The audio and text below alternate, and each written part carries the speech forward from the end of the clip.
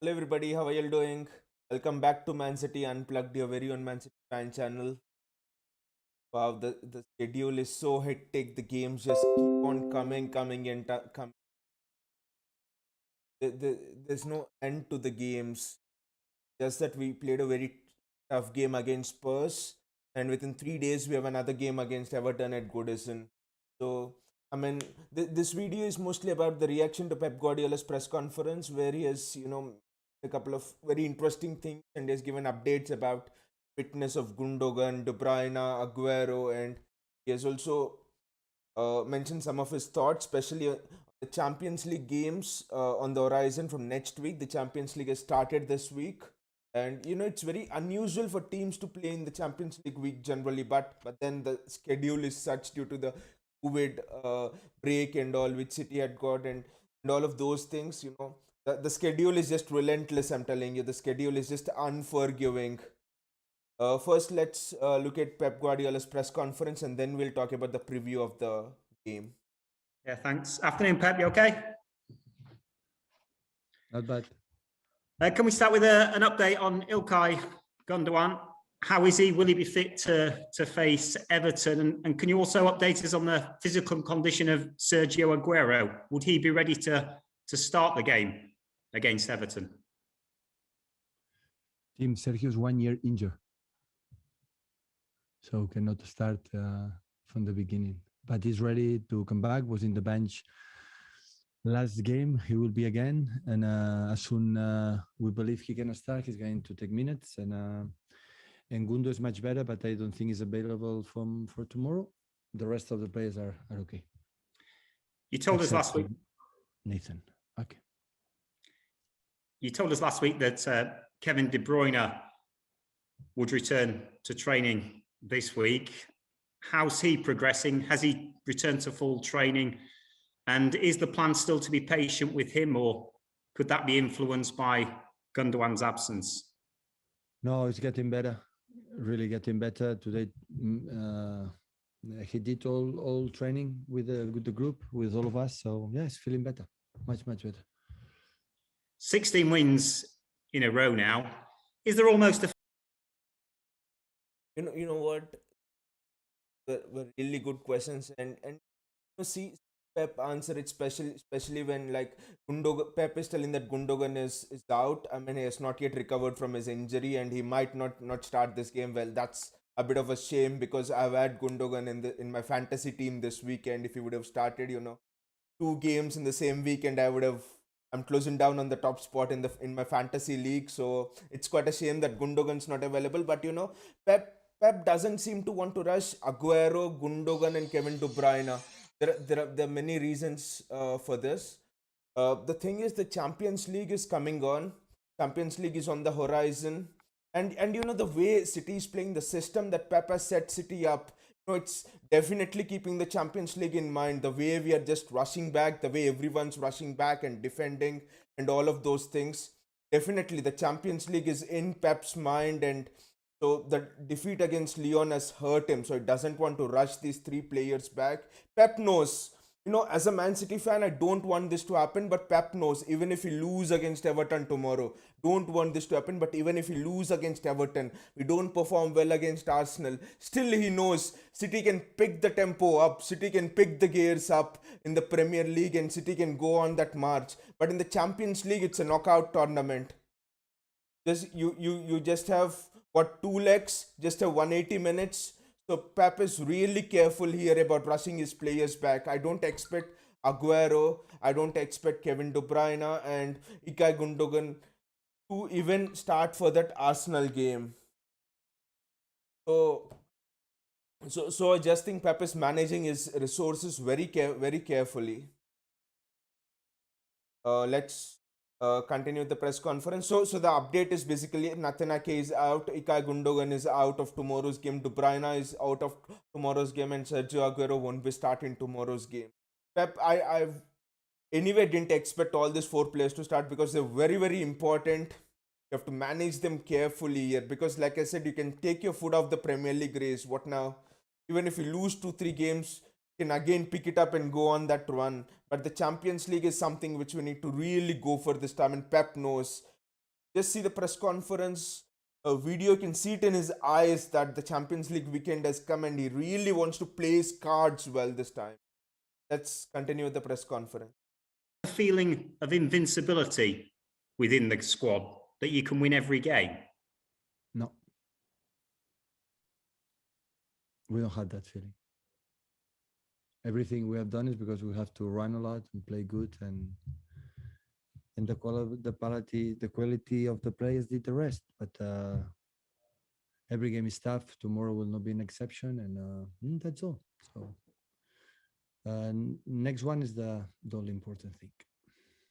And a chance to go 10 points clear at the top of the table if you can beat Everton. What have you made of them this season? And under Carlo Ancelotti, do you think they can progress to the next level and consistently challenge for Europe? Everton always has been one of the greatest teams in England. So this season is much better than the previous season. It's normal. Carlo knows better his players and the club. And like all the teams, Manchester City included, had up and downs. So good moments, bad moments. That is normal. But yeah, the quality from Carlos is always there. Thank you, Pep. Let's talk about this, the air of invincibility. If you ask me, yes, Pep was very modest there. Obviously can't go into a press conference and say we are unbeatable, we are invincible. And then, I remember this, I think it was a Euro qualifying game, Switzerland and Italy, I think, I don't know. And the Italian coach told that there were two games. Italy was playing a game, and for them to qualify, Sweden should not score 7 goals in their other fixture. And then he was telling that no, of course we are invincible. And then Sweden went on to score 7 goals and Italy was knocked out. I think it was 2-3 years back. So the same thing, you can't obviously walk into a press conference and say that I'm invincible, our team is invincible and all. But if you ask me, there is an honestly, as a City fan, honestly I'm telling, yes, there is an aura of invincibility about us there, and there's an aura of the feeling that yes, this season we are almost unconquerable. I might be wrong. I said the same thing when City played Lyon in the Champions League last season, and then someone commented there, you're being too arrogant. This much arrogance is not good enough, and City lost that game. They sat me down for once, but then this time, there's that there's that aura of invincibility.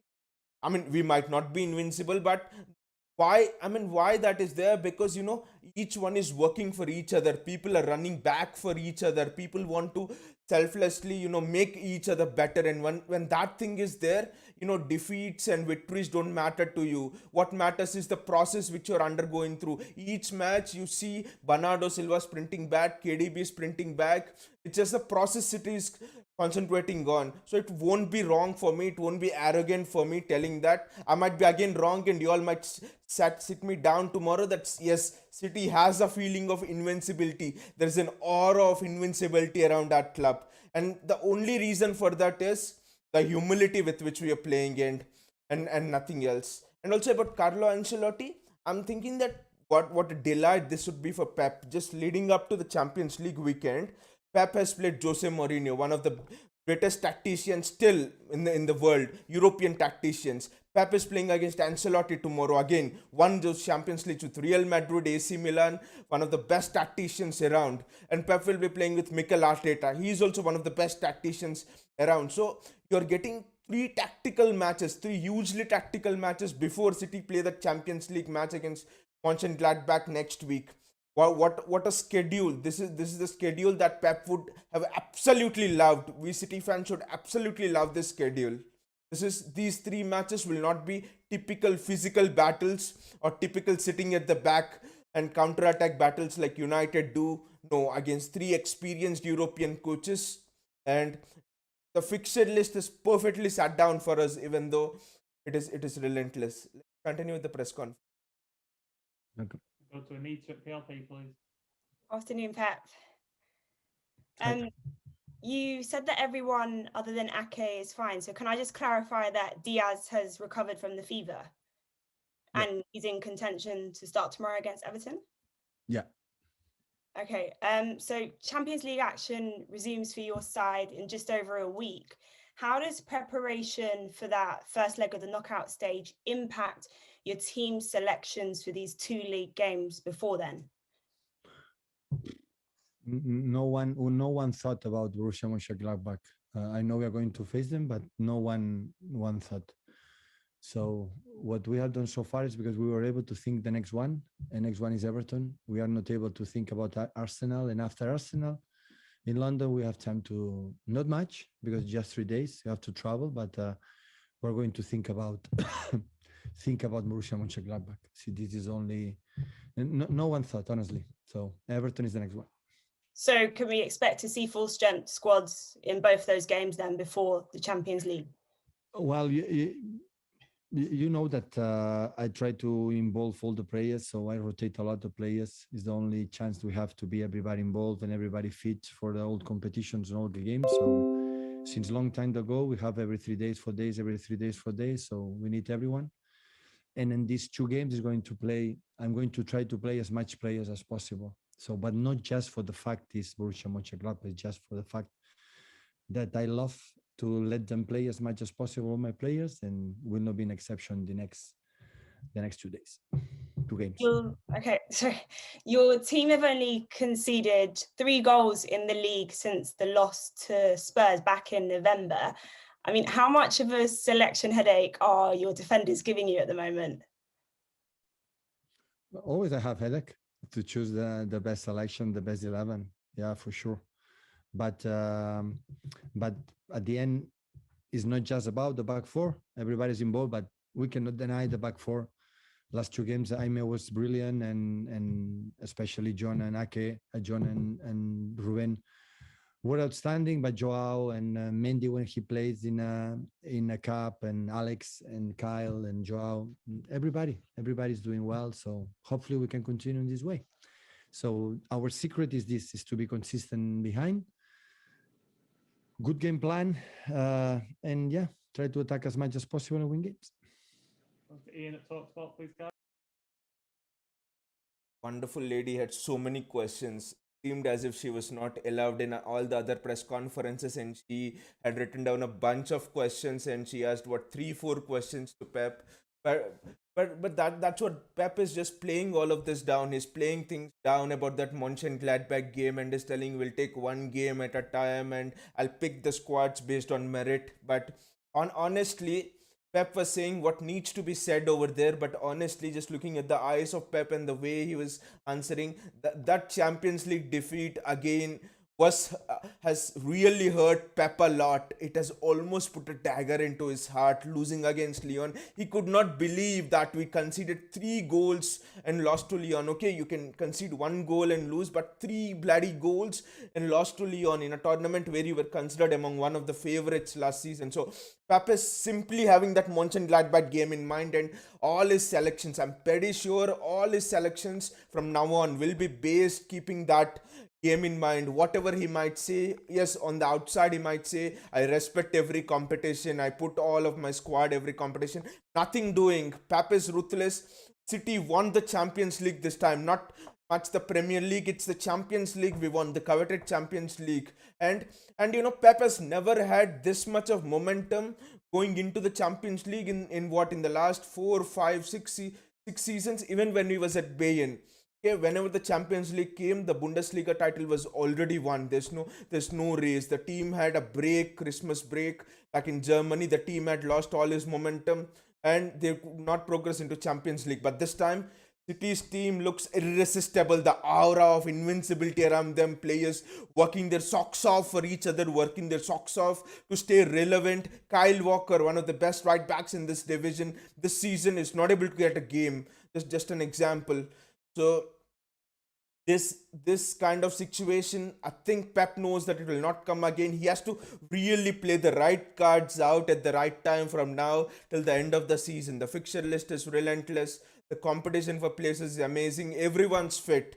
When last season, every time the Champions League came, when Pep was with City, he was having some injury problems. But now everyone's recovered. Aguero has just come in, easing him into that European thing. Ilkay is in great form. Gundogan. So Pep really has to, whatever he says, he really has to play his cards really well. He has to use all his experience. And also talking about the defensive part, Diaz did not recover from the fever, but he made the bench. And if you make the bench, I mean, what a Pep says there, reading between the lines, if you make the bench in a Pep Guardiola team, you're good enough to play. And the reason why Diaz didn't start that Spurs game was, the counter-attack threat of Spurs. You had Lucas Moura on one side and Son on the other side. So, Pep needed someone to pass it out really fast from the back to hit those long diagonals. And that's why Aymeric Laporte played a left-footed centre-back. It would be really easy for a left-footed centre-back to, put those diagonal balls, switch off play, because Spurs defend in a low block. And also, when Spurs press high, Laporte can just really play it really fast on his left foot. Diaz and Stones, two right footers, always dangerous when you're playing against pace, against the Jose Mourinho team, against teams who will hit you on the counter. So that's why Pep played Laporte. That was the reason. Let's continue the press conference. Hi Pep, how are you? I'm good, thank you. Can I ask you about Jurgen Klopp? We heard at his press conference ahead of their Champions League game, him saying he didn't need a break and he's not fatigued. You went through similar things to what Jurgen Klopp has gone through this season. You went through them last year in terms of both personally and also professionally. Do you have some empathy for Jurgen and some sympathy maybe for him as well? A lot. What he produced in world football is exceptional. I said many times, when now and last season and the previous season when he's in Germany or whatever. His philosophy making football attractive for all spectators. He always want to produce joy to the fans, to the world football, for football attack, and yeah, there's no doubts about this. But the good moments and bad moments always we have, all of us. So there is no manager or club like can sustain seasons and seasons and seasons and seasons and seasons winning. Will be boring. So sometimes you have to lose to realize, and sometimes it's so effective. Sometimes you have to lose a little bit. I speak personally from my point of view. I don't say for my colleagues. Sometimes it's good lose, or seasons not good enough to realize how difficult it is everything. And when you come back and try to win some games, you give more credit and more value, or more satisfied what you have done or you are doing. So in a way, I mean, as it's been already stated, you can go 10 points clear by beating Everton. You've won 16 games in a row. But in a way, as the great form of this season, has some of that come from last year, whereby your team at times didn't hit the heights or the perfection that you normally ask of them?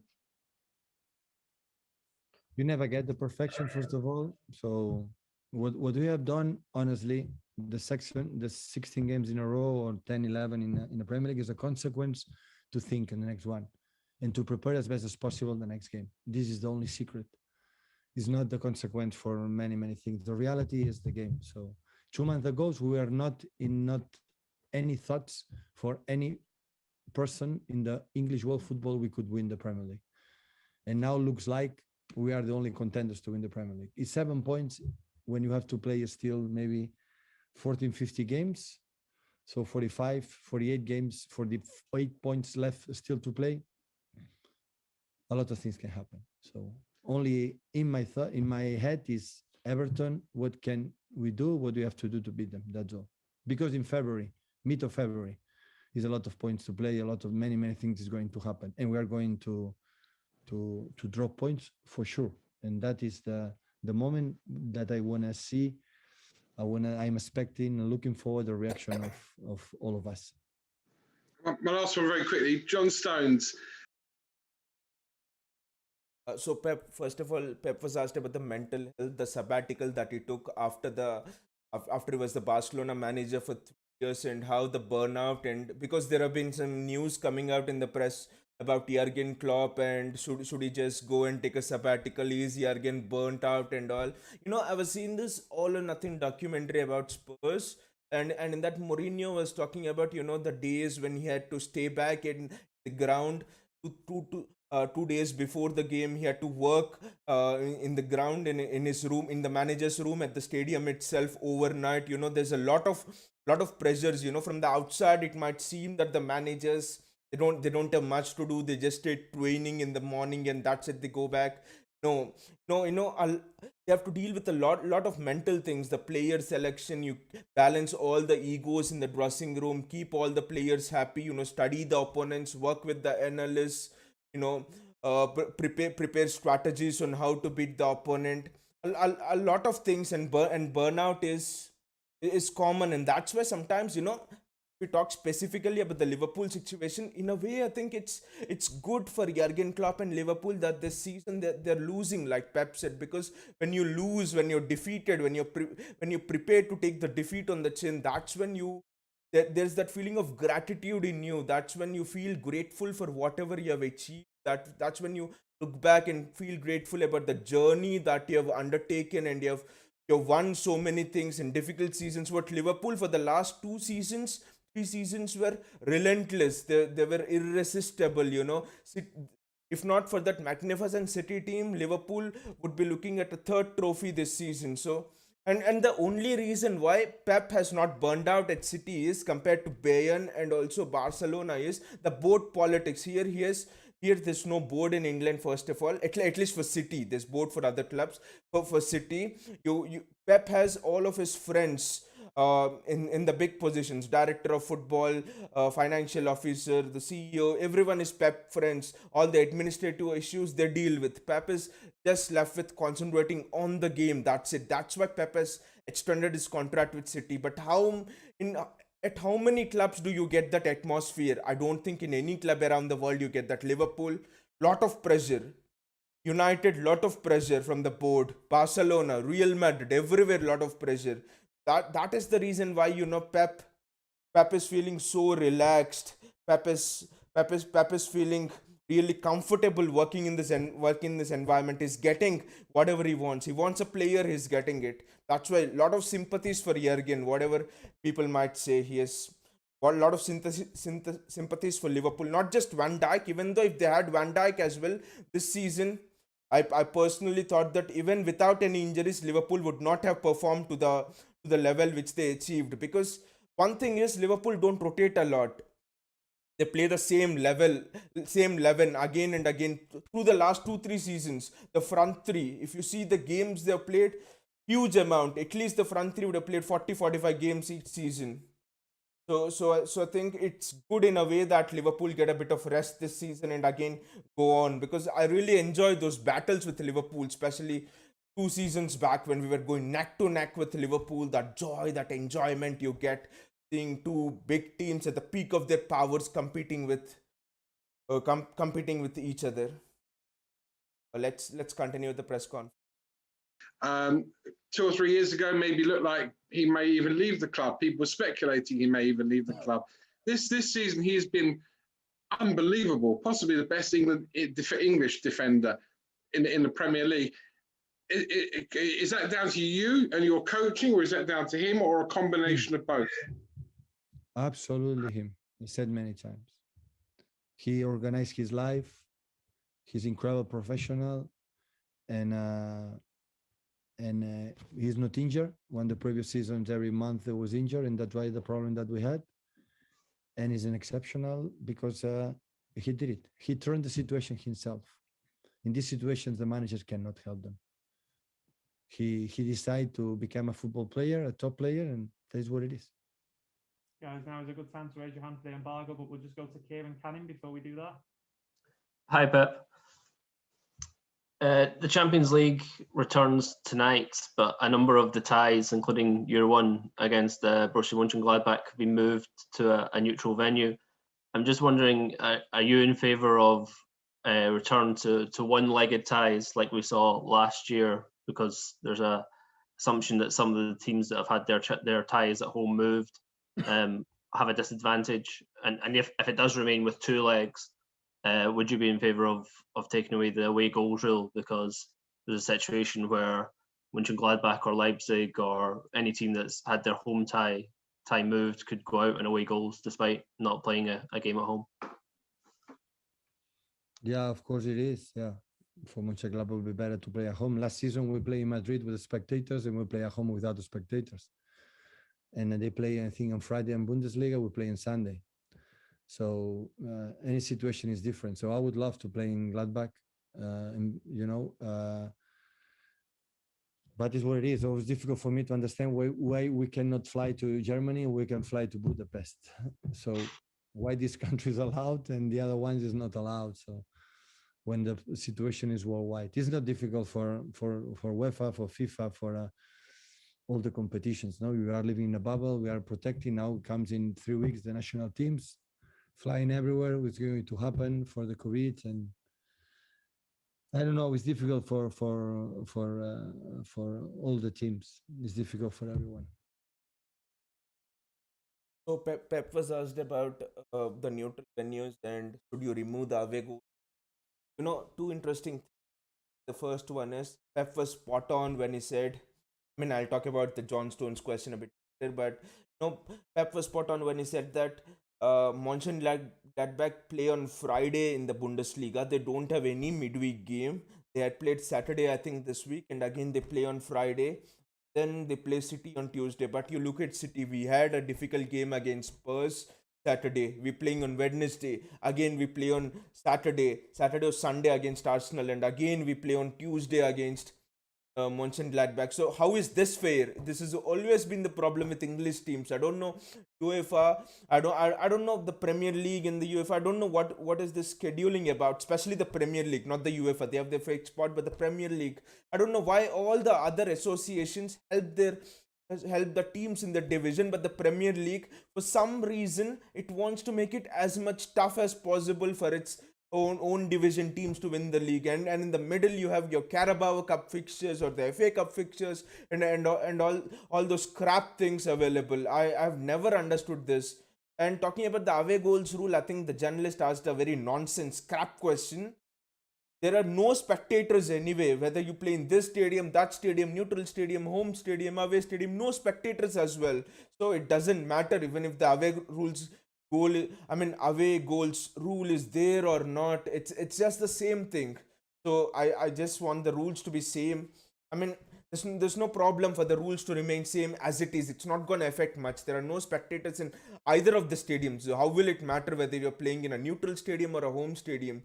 This season, if you see in the Premier League, the teams going away have a lot of win record compared to the teams playing at home. So there's no reason why playing at a neutral venue or playing it in other teams' home will not be advantageous. So in a way, I think the away goals rule should be advantageous to Mönchengladbach if you look at it like that.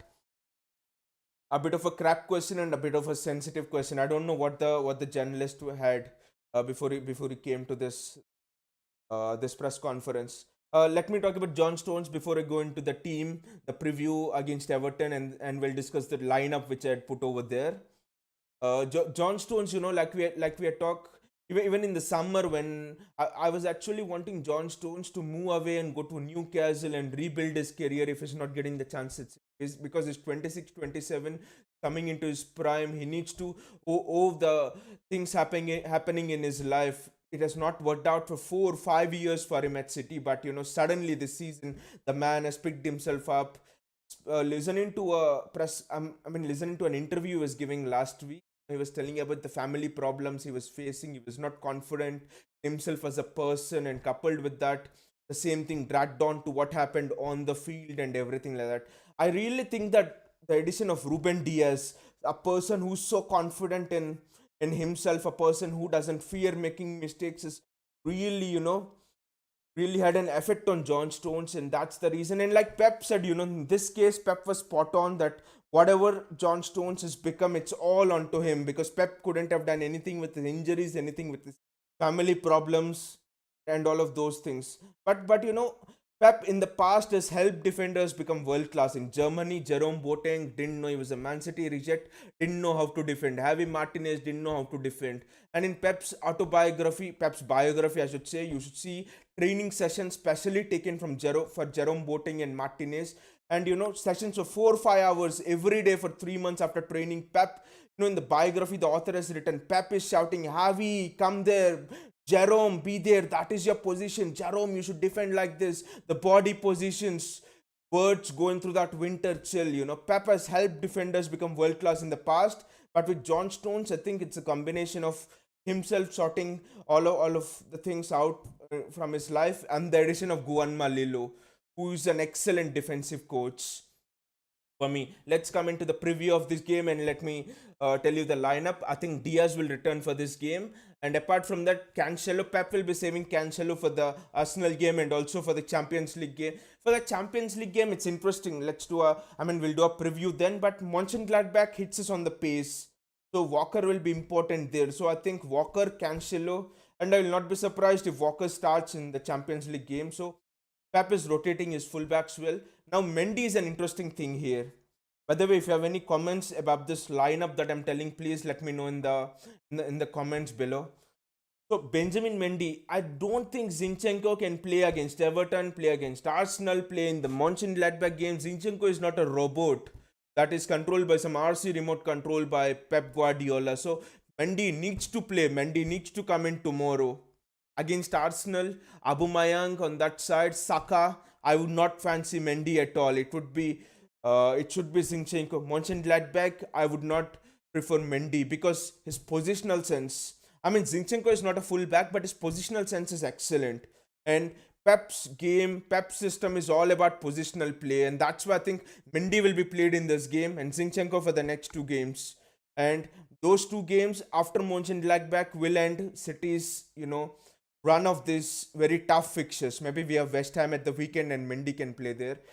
West Ham themselves are struggling with a bit of injuries, so that's too far to look. That's a week and a half to look. So Mendy will start tomorrow. That's my one thing. And also, safe start, I have Mendy in my fantasy team, so he'll just come in. That's one thing I'm really delighted about. That's one of the reasons why I want Mendy to start.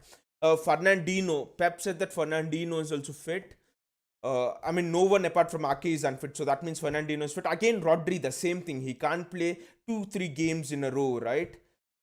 Everton, Arsenal, Mönchengladbach. So that's why Fernandinho comes in and then Rodri plays the other 2 games. Because ideally, going into the Champions League game, you would need players to have momentum. So for me, all of the players who start against Arsenal will almost all start against Mönchengladbach, apart from if Pep has a tactical issue or something. So all of them will start against Gladbach. So you could see most of the people who start against Everton will not be starting in that Mönchengladbach game, apart from the attackers like Foden and Sterling, for example.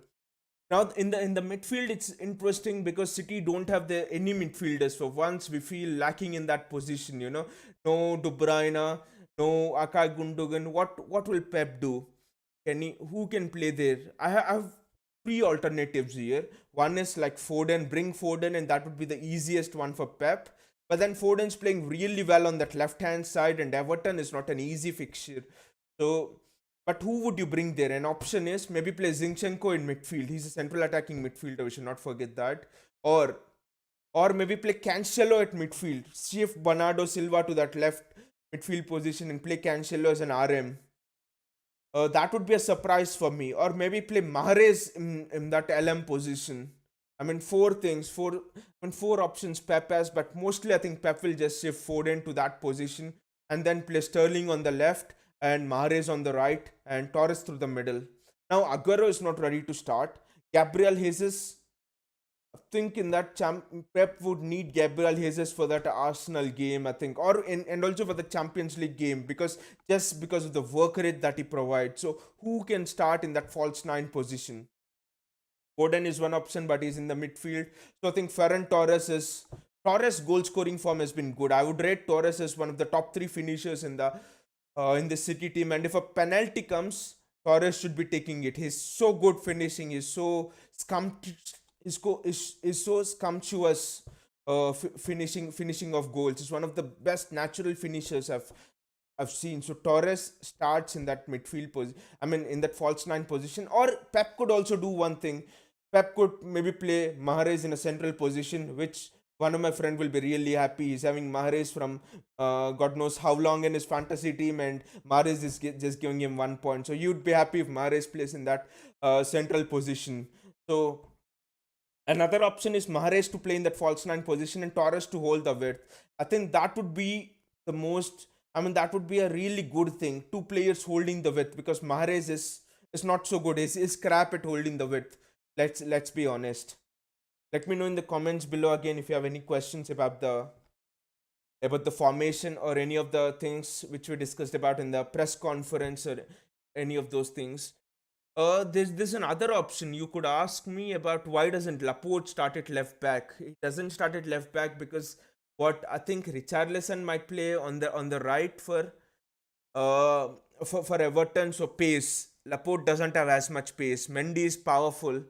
What do I expect tomorrow's game? The midfield will be compacted. You're playing against a master tactician in Carlo Ancelotti. He's been hurt, losing that Fulham game. The midfield was shit in that game. I had seen a bit of that game, uh, Everton against Fulham, and Everton's midfield was just crap and shit in that game. So, and Ancelotti for me would really congest that midfield up. He would not allow City to uh, make those runs. City, he would not allow City's midfielders to make those runs forward. That's one thing. He would congest the midfield basically. He would play Decore, he would play Tom Davies, he would play two holding midfielders. He would also play maybe Sigurdsson in that midfield.